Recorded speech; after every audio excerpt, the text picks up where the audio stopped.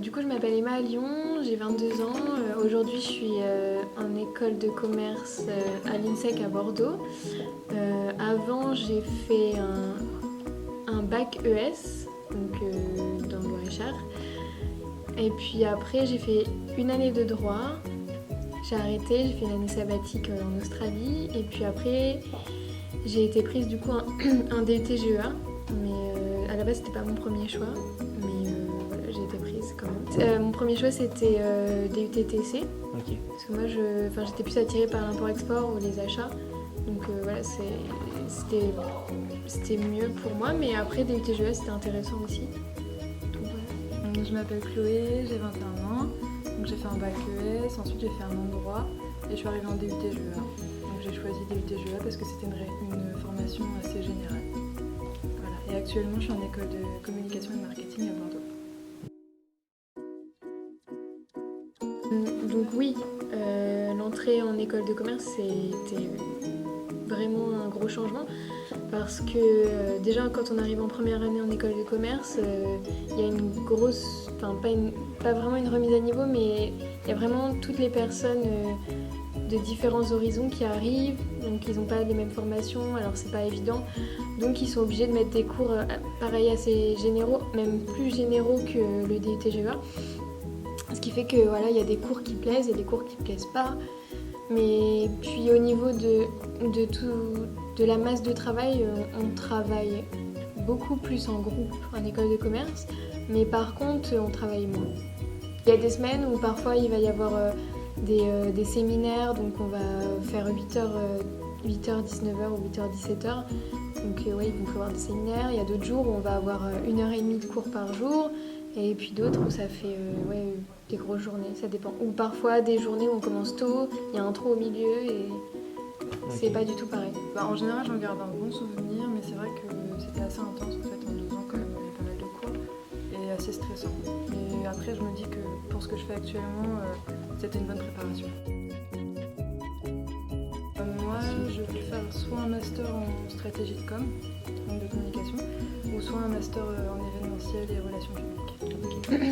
Je pense du coup continuer sur un master spécialisé dans le management et puis après me spécialiser encore plus en master 2 dans les achats, la gestion des flux, etc.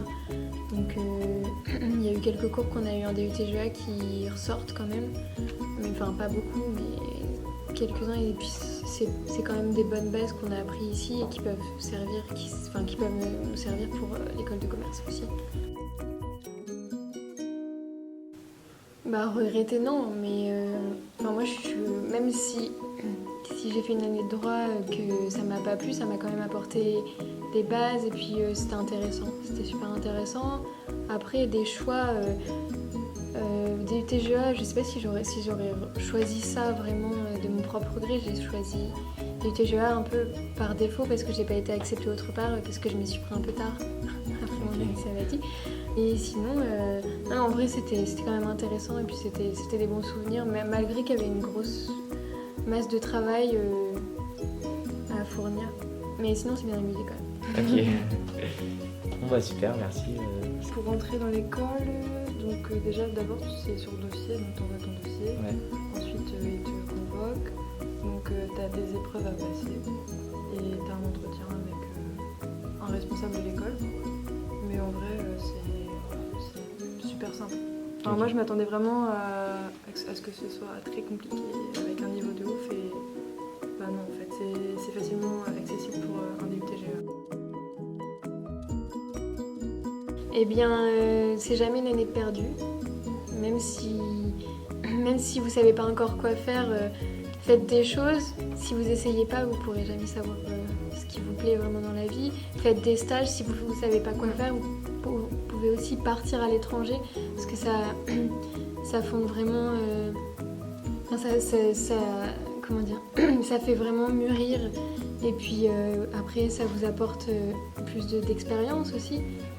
Donc voilà. Donc soit vous voyagez, soit testez des choses, mais surtout ne restez pas sans rien faire. Après, moi je pense que c'est important aussi de bouger et d'aller rencontrer des personnes dans des écoles, faire des portes ouvertes, faut pas rester à Tours et s'enfermer, il faut vraiment bouger. Et aussi, ce qui est important, c'est le stage de deuxième année, faut pas croire que c'est un stage pas important. Enfin, je pense que ça joue beaucoup sur la poursuite d'études. Et il faut bien choisir son stage. Ouais. Faire un truc qui nous plaît. Ouais, je suis d'accord. Parce que c'est sur le CV, en fonction des stages que vous faites, pour accéder à une alternance, après, c'est compte toujours beaucoup. un plus. Ouais. Et puis, je sais plus ce que je voulais dire. Puis ça va vous faire découvrir des choses. C'est hyper important. Ouais. Si ça se trouve, vous allez vous tromper, genre vous allez pas kiffer et vous allez changer. Ouais. 3 mois. Là, 3 mois. Ouais, moi aussi, de le faire à l'étranger, toujours. Ouais. Et puis, si je peux donner un conseil aux élèves, s'ils savent pas quoi faire, je leur conseille d'aller sur le site My Job Glasses. Enfin, nous, ils nous l'ont présenté dans mon école. C'est en fait un réseau où vous pouvez entrer en contact avec plein de personnes de métiers différents, en fait, selon ce que vous voulez faire. Et puis même découvrir, discuter avec les personnes sur leur métier. Vous pouvez programmer un entretien, faire un fast time, un appel. Enfin, c'est vraiment très intéressant. Ils sont tellement ouverts, vous pouvez leur poser plein de questions. S'ils sont dans la même ville que vous pouvez les rencontrer. Et ouais, franchement, c'est top.